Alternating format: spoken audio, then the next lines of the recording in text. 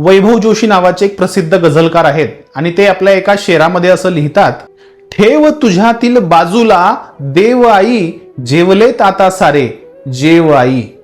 तर नमस्कार, मी डॉक्टर स्वप्नील चौधरी आणि तुमच्याशी एका महत्वाच्या विषयावर मला आज बोलायचं आहे. हा विषय जर स्त्री असाल, कुणाची बहीण असाल, कुणाची बायको असाल, कुणाची आई असाल तर तुमच्यासाठी आहे. आणि जर तुम्ही पुरुष म्हणून हा व्हिडिओ पाहत असाल तर हा विषय तुमच्या आईविषयी, तुमच्या बहिणीविषयी, तुमच्या बायकोविषयी किंवा संपर्कातील कोणत्या तरी स्त्रीविषयी असणार आहे. त्यामुळे पुढे जाऊ नका, पूर्ण बघा, महत्वाचा विषय. आज सकाळी पप्पा बाहेरगावी एका कामानिमित्त गेले आणि मी जेवायला दुपारी घरी नसणार होतो. तर सकाळी नाश्ता बनवतानाच आई बायकोला म्हणाली, नाश्ता जरा जास्त बनवू, आपण तोच खाऊन घेऊ.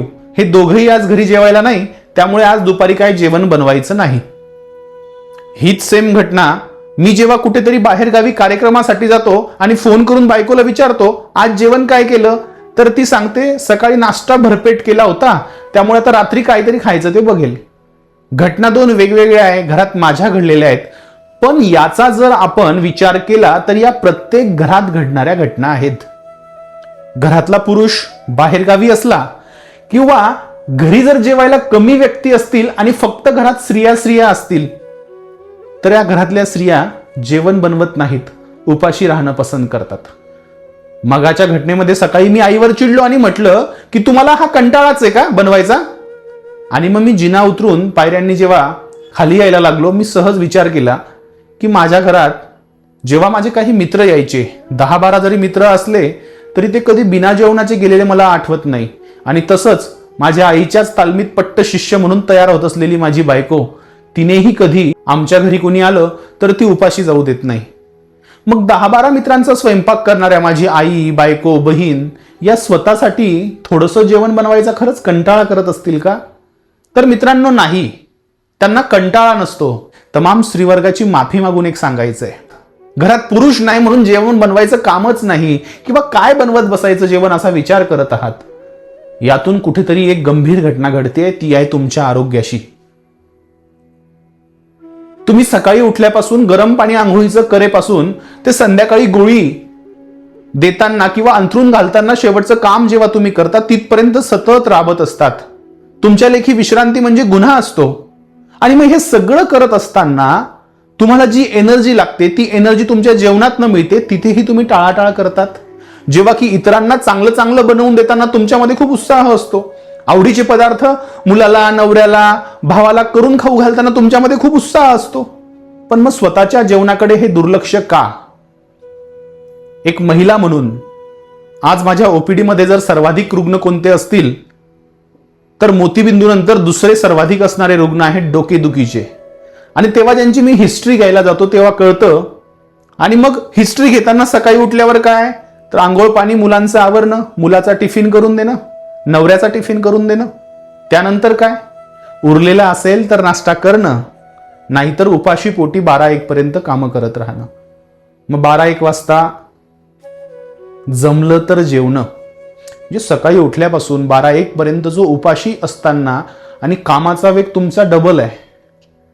मग याच्यातनं अशक्तपणा, चक्कर येणे, रक्ताची पातळी कमी होणे, पाळीच्या समस्या निर्माण होणे, केस गळणे, थकवा वाटणे, अशक्तपणा वाटणे, या सगळ्या गोष्टी होतात. आणि मला वाटतं याच्याशी मूळ कुठेतरी कारण, ज्या मी सुरुवातीला 2 घटना सांगितल्या ना, त्या असतात आमचं जेवणाकडे होणारं सततचं दुर्लक्ष. मग हे दुर्लक्ष जर आम्हाला दूर करायचं असेल तर कुठेतरी एक भावना आम्ही समजून घेतली पाहिजे की आम्ही जेव्हा इतरांच्या आरोग्याची काळजी घेतो, आम्ही जेव्हा कुटुंबाचं आरोग्य नीट राहावं म्हणून कसोशीनं एक स्त्री म्हणून प्रयत्न करतो, तेव्हा माझ्या आया बहिणींनो, तुमच्याही आरोग्याकडे तेवढंच काळजीपूर्वक तुम्ही बघा. आईचं वय साधारणतः आज माझ्या पाहिलं तर 45-50च्या घरामध्ये माझ्या वयाच्या सगळ्यांच्या आया असतील. हा 45-50चा काळ म्हणजे रजोनिवृत्तीचा, मेनोपॉझलचा म्हणजे पाळी जाण्याचा काळ असतो. आणि या काळामध्ये शरीराला खूप जास्त विटॅमिन्सची गरज असते. याच काळामध्ये जर तुम्ही अशा गोष्टी करत असाल तर वेगवेगळ्या व्याधींनी तुम्ही ग्रस्त होऊ शकता. सांधेदुखी हा आजार तुम्हाला लागू शकतो, हाडांचं दुखणं लागू शकतं. या काळामध्ये अनेक घटना होतात, त्याचा स्वतंत्र व्हिडिओ मी बनवलेला आहे. अजून त्याच्याविषयी मी बनवणार आहे की रजोनिवृत्तीनंतर किंवा आई रजोनिवृत्त होते तेव्हा काय काय घडतं. किंवा तुम्ही एक नवविवाहित स्त्री असाल तर पाळीच्या अनेक समस्या या उपाशी राहण्यामुळे तुमच्या आयुष्यामध्ये येऊ शकतात. विवाहापूर्वीची जरी स्थिती असेल तरी तुम्हाला रक्तातली कमतरता भासू शकते, पीसीओडी सारखे आजार होऊ शकतात. तर मला कुठेतरी सांगणं आहे की जेवणावरती जसं आरोग्यावरती लक्ष तुम्ही तुमच्या कुटुंबियांचं देता, त्यांच्यासाठी प्रायोरिटी देता, तर तेव्हा कुठेतरी तुम्ही तुमच्या जेवणावरती पण लक्ष द्या. हा माझा सल्ला मानू नका, ही माझी विनंती माना. आणि याच्यात दुसरी महत्त्वाची गोष्ट म्हणजे शिळं खाणं. बऱ्याच वेळा घरामध्ये सगळ्यांना ताजं वाढायचं आणि आई आणि बायको कुठेतरी रात्रीची मग पोळी, ती रात्रीचं भाकर, रात्रीची उरलेली भाजी गरम करून. तर जेवण हे सर्वांसाठी तुम्ही जेव्हा बनवता, ताजं बनवता, तेव्हा तुम्हीही त्याचा आस्वाद घ्या. काल रात्रीचं खाल्लेलं नाही, तुम्ही फारसे पैसे वाचवणार नाही आहात. हा त्याग तुमचा नक्की आहे. तुमचं मन मोठं आहे, आम्हाला माहिती आहे. घरातले सगळे जेवल्याशिवाय तुम्हाला भूक लागत नाही. तुमचं पोट सगळे जेवल्यानंतर अधिक भरतं स्वतः जेवणापेक्षा, हेही माहिती आहे. या सगळ्या भावनिक गोष्टी जरी असल्या तरी स्वतःचं आरोग्य ही खूप महत्त्वाचं आहे. आणि तुम्ही जेव्हा आरोग्यदायी असाल तेव्हा इतरांची अधिक काळजी करू शकाल. म्हणून या व्हिडिओच्या माध्यमातून तमाम पुरुष मंडळींना एक विनंती करतो की तुमची खूप आपुलकीनं, मायेनं काळजी घेणाऱ्या माझ्या मायमाऊल्यांना तुम्ही एक फोन करून नक्की बाहेर असाल तर विचारा, आज तुम्ही जेवलात का? घरी गेल्यानंतर पहिला प्रश्न विचारा, तू काही खाल्लायस का? कारण ती आमची जबाबदारी आहे. बरेच जण स्वयंपाक करूनही खाऊ घालत असतील, पण बेसिक मूळ आम्ही इतकं करू शकतो की तुम्ही ज्या दिवशी घरी नाही आहात त्या दिवशी फोनवर आवर्जून चौकशी करा की आई तू जेवली आहेस का? बायकोला विचारा, का गं तू जेवली आहेस का? बहिणीला विचारा, तू जेवली आहेस का? आणि मायमाऊल्यांनो, तुम्हीही कृपया असं काही करू नका. तुमच्या आरोग्यदायी जीवनासाठी तुम्हाला खूप सदिच्छा देतो. माझं काही चुकलं असेल तर माफ करा, कळकळीनं बोललोय. थँक्यू. आवडला तर नक्की व्हिडिओ तुमच्या अधिक मैत्रिणींपर्यंत पोहोचवा. थँक्यू.